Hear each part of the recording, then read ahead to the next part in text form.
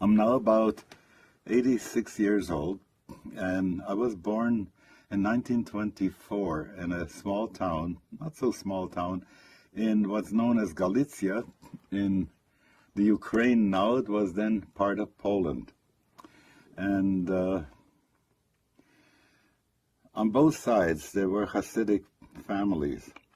And in those days, when you didn't go and meet someone at a date, a shadkhan, someone came and suggested a matchmaker. And when there were two families that honored each other, that were considering each other as real, the McCoy, then that was how they got the couple together. So my grandfather, my father's side, was a religious functionary. And if I tell you what he did, it would sound funny. What's so special about him? He slaughtered animals for kosher.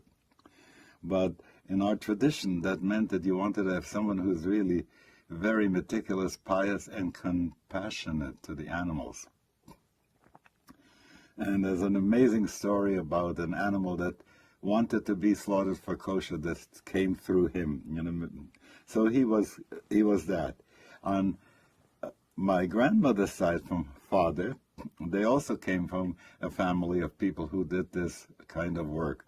And they were just one step below rabbi, shochet. And my name Schachter comes from that, meaning someone who, the family that did that, like Taylor would come from a tailor. So Schachter is for someone who was a shochet, and he was shechting.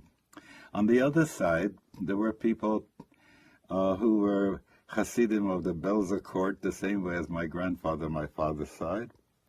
And they had some real estate and did some textile work and so on and so forth. So they brought these two families together.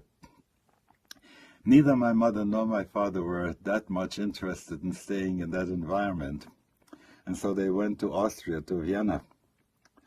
And my dad had some dowry money, which he invested in soap and in candles, figuring light and cleanliness for people is a good thing for a person to do. He lost his shirt during the first crash that happened in 1928. So I grew up in Austria and Vienna, and that was at that time very socialist. And gradually it turned to more and more to the right. And I got interested in Zionism because the hope that we would have a homeland of our own.